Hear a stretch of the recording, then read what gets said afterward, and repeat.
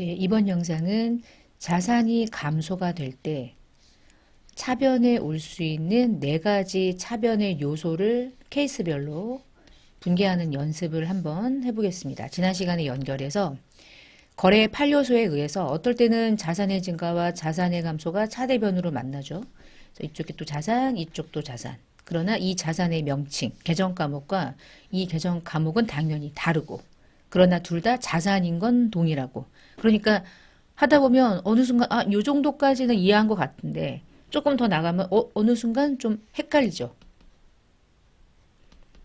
모든 공부가 그렇지 않아요? 자, 하다가 쫙 나가면 좋은데 요까지 이해했는데 여기서 잠깐 멈추죠. 그러면 조금 더 어떤 영상이나 어떤 강의를 계속적으로 듣지 말고 조금 생각해 보고, 그리고 만약에 헷갈리면 다시 앞에 하나 정도 영상을 다시 한번 또 여러분이 습득해 보시고, 그냥 바로 쭉쭉 진도를 막 나가는 게 별로 중요하지 않으니까 일단 요럴 수도 있고 이럴 수도 있고 요럴 수도 있고 가능했죠. 자, 이번 영상에서는 이제 자산의 감소를 중심으로 이 케이스들이 어떤 거래들이 있는지 하나씩 보겠습니다. 첫 번째, 예제를 보니까 이러네요. 토지를, 땅이죠. 100만 원에 샀대. 여기까지 끊어보세요. 여러분 뒤에 이 말을 모른다 라고 해보면 토지를 100만 원에 샀잖아? 그럼 다음에 나올 말은 뭘까? 사실 돈을 줘야 살 수 있잖아요. 그러니까 돈이 나갔겠지. 아니면 외상으로 샀거나. 그럼 다시 보니까 토지를 100만 원어치를 매입했는데 그걸 현금으로 지급했대. 제가 이렇게 중간에 끄는 건 그냥 제가 끊고 싶어서 끄는 거지 아무런 의미가 없어요. 분개를 할 건데요. 차대변으로 일단 나누고요. 차변도 100이고 대변도 100인 거예요. 그리고 이 자리에다가 넣어야 되는데 가장 첫 번째 어떤 걸 먼저 하냐? 현금부터 한다. 현금이 오늘은 나갔다. 현금이 들어올 땐 현금을 증가시키기 위해서 차변에 잡지만 오늘은 현금이 나갔으니까 현금이 대변에 와야 되겠죠? 그러니까 지금은 현금이 나간 거래가 왜 나갔는지를 알고 싶은 거야. 왜? 현금이 지급됐다. 현금이 감소하는구나. 현금이 나갔다. 자산이 왔죠? 현금이라는 자산이 왔기 때문에 현금이 대변에 발생하는 순간 100만 원은 감소됐다고 부르는 거예요. 거래의 8요소로. 그리고 왼쪽에 자산이 감소된 이유가 무엇이냐. 이유를 보니까 이유가 너무 중요하다니까. 복식부기의 원리가 그런 걸 담고 있는 거예요. 현금이 나간 거는 알겠어. 왜 나가는지도 너 오늘을 토지 산 건지 아니면 건물을 산 건지 기계를 산 건지 아니면 노트북을 산 건지 아니면 은행에다가 돈을 넣은 건지 너무너무 다양하잖아. 돈이 나간 이유를 알고 보니까 토지를 샀대. 토지는요, 잘 보시면 자산의 증가로 볼까요? 부채의 감소로 볼까요? 아니면 자본의 감소? 아니면 비용의 발생? 토지는요, 영원한 자산이죠. 소멸되지 않아요. 사면 평생이야. 건물보다 낫죠, 토지가. 토지가 있어야 건물을 또 세울 수 있고. 그럼 이 중에 현금이 나간 건 무엇을 취득했기 때문이냐? 토지를. 토지는 이 중에 어디로 들어가냐? 당연히 어마무시한 자산. 이거네.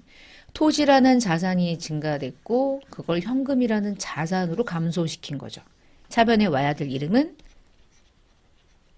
자산인데 그 자산의 계정 과목이 토지일 때 계정 과목을 토지라고 써요. 단 나중에 이게 토지가 아니고 다른 계정 과목으로 분류될 수 있어요. 왜 그러냐? 목적에 따라서. 토지를 어떠한 용도로 사용할 거냐에 따라서 계정 과목이 토지라는 이름이 아니라 다른 이름으로 계정 과목을 처리할 수 있어요. 그건 이제 하나하나 공부해 나가면서 계정 과목을 하나하나 이해해 나갈 때 하시는 거고, 지금은 현재 이 상태. 그러면 계정 과목이 이제 어떻게 분개가 됐는지 과정을 보니까 토지가 차변에 오면서 토지라는 자산은 증가됐다고 표현한 거죠. 분개로. 그리고 현금이라는 자산은 이제 감소했다고 표현한 거예요. 자산의 증가와 자산의 감소의 케이스는 자산의 계정 과목이 너무나 많기 때문에 거래를 어느 하나로 정의할 수가 없어요. 정말 많아요. 제일 많은 거래가 바로 자산의 증가와 자산의 감소입니다. 이름이 어마무시하게 많아요. 계정 과목이. 자, 그럼 이제 두 번째 케이스로 한번 가볼게요. 두 번째 케이스는 아래 보니까 국민은행으로부터 차입했던 차입금 100만 원을 현금으로 지급했대요. 이 얘기는요. 내가 국민은행에서 차입했던 차입금이 오늘 차입했다는 얘기입니까? 예전에 이미 차입한 게 있는 거예요. 그런 얘기죠. 예전에 국민은행으로부터 차입했던 차입금이 있었는데 오늘 그 100만 원을 현금으로 갚았다 이 얘기잖아. 그거를 그냥 한 문장으로 심플하게 말하고 우리는 그것을 회계적인 거래로 해석을 좀 잘해야 돼.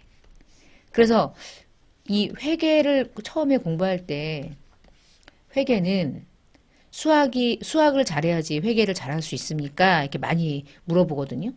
근데 수학이랑은 크게 관계는 그치 나중에 조금 더 복잡한 어떤 계산을 하거나 할 때는 뭐 당연히 중요하긴 한데 회계 자체는 그 자체로만 보면 수학보다는 국어예요. 문장을 이해해야 돼. 이 거래가 우리 기업에 어떤 영향을 미치느냐를 분계화하는 거니까. 국어.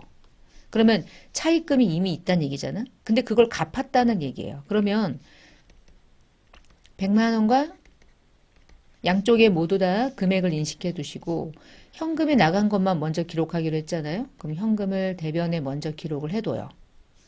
얘는 된 거잖아. 그치? 차변에 와야 될 거래는 4개 중에 하나인데 자산이 또 증가됐나? 방금 전 거래하고는 완전 다르죠? 예전에 빌렸던 차입금이 있대요. 차입금은 우리 기업의 어느 계정으로 분류돼 있을까요? 아마 상상을 해보시면 이렇게 생기지 않았을까?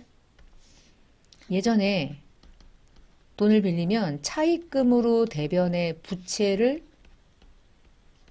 증가시켜 둔 게 있겠지. 그때 뭐 돈이 들어왔을 거고 이렇게 상상. 근데 얘를 오늘 갚았다는 얘기잖아. 여러분 부채는 언젠간 갚아요. 그럼 어떻게 하면 되냐면 부채가 증가됐을 때 빚을 냈을 때는 대변에 걸어놨고 돈이 들어왔겠죠.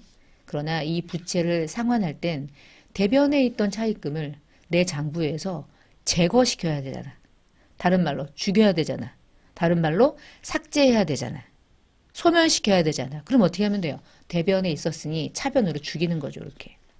얘를 잡아다가 이렇게 해서 죽이는 거야.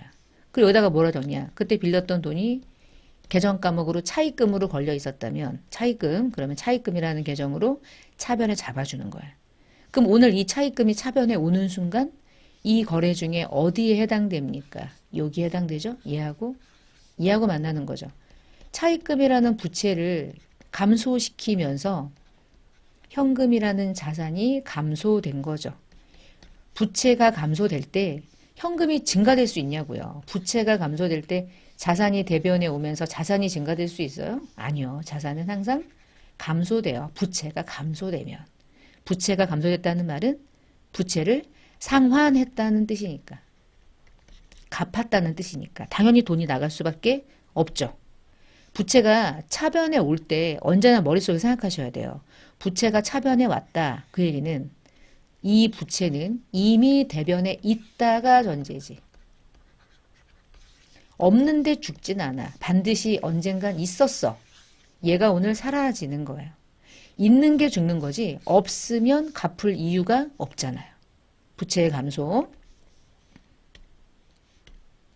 자, 그럼 거래가 이렇게 붕괴가 된 거죠. 오늘은 자산의 감소가 일어난 케이스는 이미 부채라고 하는 게 있었고 그 부채를 오늘 갚았고 그래서 차입금이라는 부채가 감소돼서 오늘 이렇게 짝으로 만난 거라고 보시면 되는 게 두 번째 케이스 문제고요. 자, 그러면 또 세 번째죠. 사실 이제 일곱 번째라는 말이 뭐냐면 지난 영상에서 1, 2, 3, 4 했잖아요. 그쵸? 그러니까 오늘은 5, 6, 7, 8 중에 이제 일곱 번째라는 뜻입니다. 사업을 축소하기 위해서 사업을 크게 했는데 더 이상 사업을 더 증가시키지 않고 어느 정도는 좀 사업을 좀 잘라내고 축소하려고 자본금 100만 원을 감자하기로 결의하고 현금으로 지급했대요. 보세요. 현금이 나간 건 맞죠? 대변에 기재를 합시다. 이거죠? 그럼 차변에 올 수 있는 이 100만 원이 뭘까를 한번 상상해 보세요. 이제 보시면요. 현금이 나간 이유가 자본금을 감자 결의했대. 우리 지금 공부 안 해서 몰라. 이거는 제가 지금 설명드리는 부분이 만약에 회계 처음이라서 뭐 영상을 듣고 계시다면 이런 게 있구나. 나는 지금 몰라도 돼. 라고 생각하고 패스하고 가시면 돼요. 단, 이 자리에 올 수 있는 거래가 얘가 올 수 있는 경우를 제가 보여드리는 것 뿐이에요.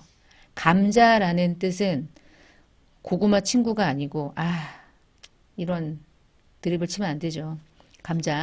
감자라고 하는 것은 자본의 감소를 의미해요. 자본금 100만 원을 감자하기로 했대. 이 얘기는 내가 주주로부터 조달받은 이 대가를 가지고 열심히 사업을 했는데 더 이상 이 사업을 크게 안 가고 요 정도를 잘라내. 그럼 이만큼 자본금을 축소하기로 결정한 거야. 감자. 그럼 감자하기로 했으니까 돈이 나가면서 자본금의 감자를 통해서 자본이 축소를 일으켜요. 이 100만 원은 나중에 공부하시겠지만 이제 액면가액이 되는 거고. 그러면 대변에 자본이 원래 있는 거잖아. 부채랑 똑같아. 대변에 있는 자본을 차변으로 감소시켜야 자본금이 감소가 되겠죠?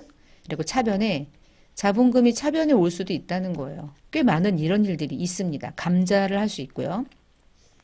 그럼 자본이 축소되잖아요. 이렇게 T자 계정을 상상해 보시면 이렇게 재무상태표가 있다고 상상, 나중에 공부하실 거. 차변은 자산이라고 했었죠. 요건 자기 자리는 우리가 한번 본 적 있죠. 자산과 부채와 자본이 이렇게 있어요. 자본이 예를 들어 300이었대. 또 부채가 얼마라고 그럴까요? 180이었고 자본이 120이었대. 이랬는데 오늘 감자를 하기로 결의하잖아. 그러면 돈이 나가면서 내가 주식을 사들이고 없애버리는 거야. 소멸시키는 거야. 그럼 이 회계 처리가 요 장부에 어떤 영향을 미치냐면 현금 100만 원이 나가면 현금이 300에서 200으로 바뀌겠죠. 순간 자본금도 100만 원이 사라지죠. 그러면 자본이 120에서 20만 원으로 축소되겠죠. 기업은 존재하는데요. 전체 재무 상태가 쪼그라들죠. 자산은 2가 되고 부채는 변함이 없고 자본은 100이 감소된 0.2가 되는 거죠. 두 개 더해서 2. 이런 식으로. 이 자본의 감소라고 하는 게 기업이 어떤 기업의 경영활동을 통해서 의사결정을 통해서 일어날 수 있는 또 하나의 거래가 되는 거거든요. 그러면 차변에 자본금이 올 수도 있네. 자본금이 차변에 왔다는 얘기는 자본이 왔고 자본이 100에 오면 감소가 되네요. 당연히 자본이 증가되면 아주 해피한 일이지만 자본이 감소되는 순간 기업의 규모가 축소되면 축소되는 것만큼 내 돈이 날아가겠지. 돈도 감소되죠. 자산도 함께 감소되는 이러한 습성을 가지고 있어요. 자, 그 다음 페이지에 정답을 보시면 자산이 감소됐는데 차변에 오는 거래는 자본의 감소가 동시에 거래의 7번째 케이스로 일어날 수도 있다. 다양한 케이스를 보고 있는 거고요. 자, 이제 마지막 8번째로도 한번 가볼게요.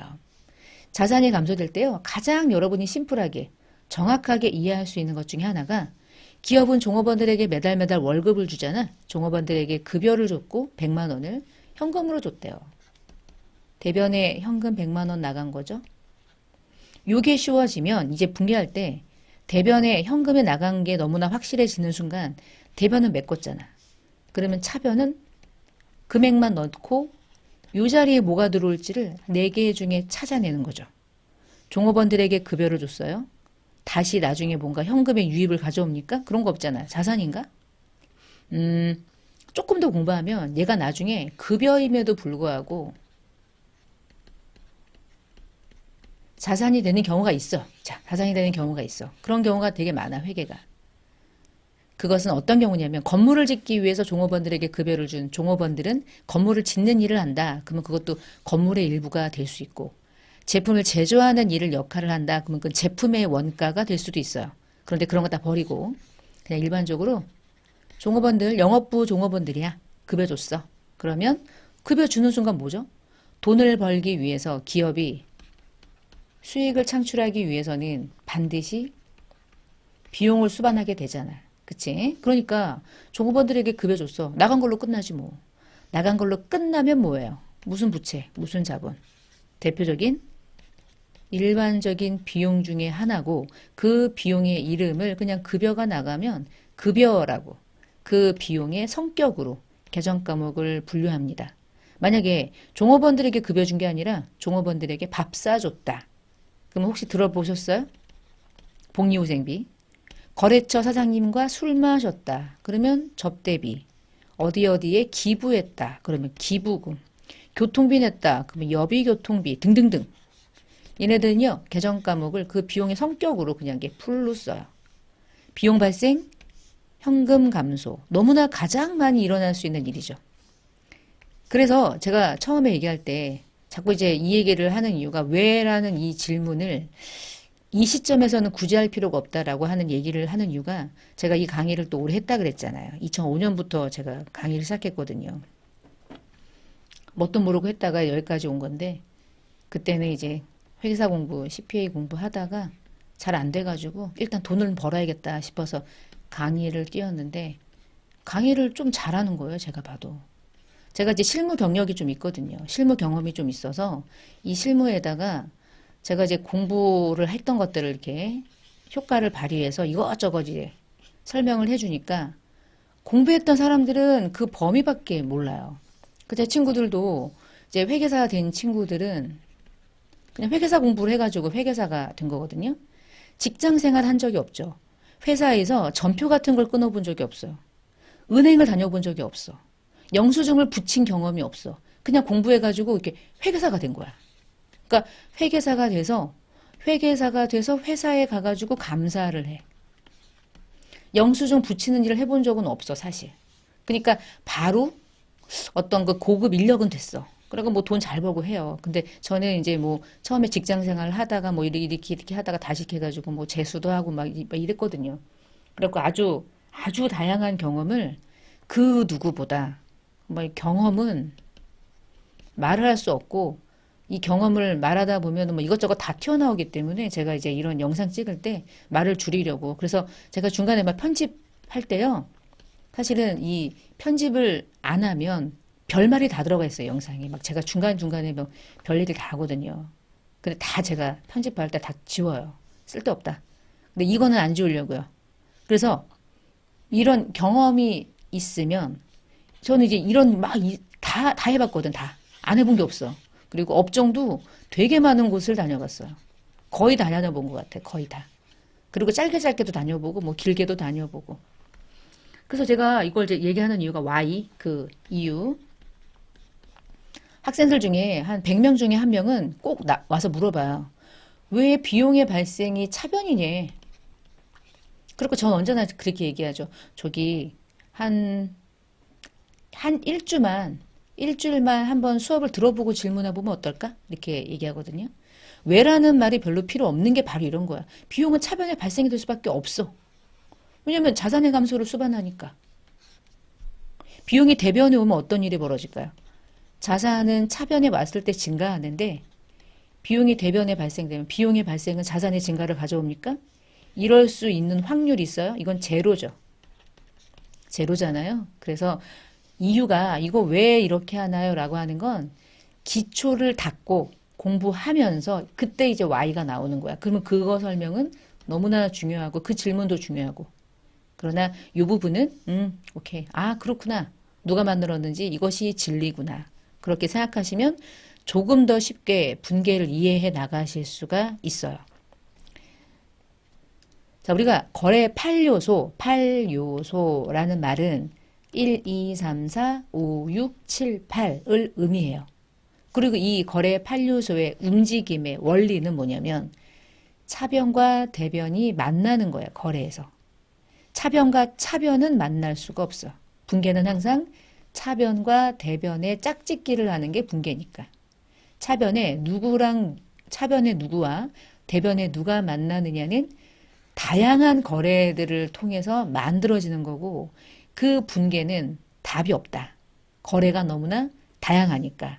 그리고 또 하나는 차변의 자산이 증가됐다? 근데 차변에 동시에 비용이 발생되면서 대변에 자본이 증가되고 뭐 예를 들면 자산이 감소되고 또 이럴 수도 있어. 자산이 증가됐어. 자산이 감소되면서 부채가 증가돼. 그리고 수익이 발생돼.